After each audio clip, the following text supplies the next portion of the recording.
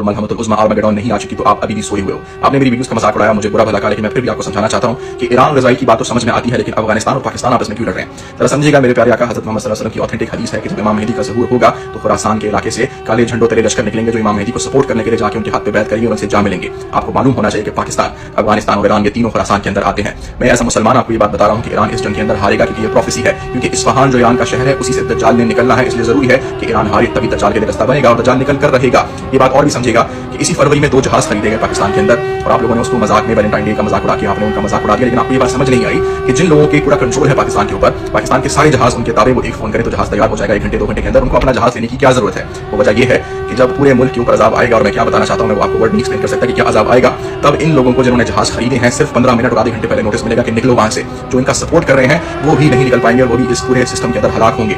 आप लोगों ने अपने आप से सवाल नहीं पूछा। मैं आपको कह रहा हूँ एजेंडा 2030 के मुताबिक दुनिया के अंदर और पाकिस्तान के अंदर कुछ चेंजेस हो रही हैं। उसमें डिजिटल करेंसी आ रही है, उसमें आपकी AI कैमरास आ रहे हैं, उसमें आपके QR कोड्स आ रहे हैं, उसमें आपके सोशल सिक्योरिटी सिस्टम आ रहा है, डिजिटल ID आ रहा है। आपने अपने आप से सवाल नहीं किया कि ये सिर्फ पंजाब के अंदर क्यों हो रहा है, KPK में तरक्की क्यों नहीं हो रही, बलूचिस्तान में क्यों नहीं हो रही, सिंध में आग क्यों लग रही है, कराची में हर जगह पे।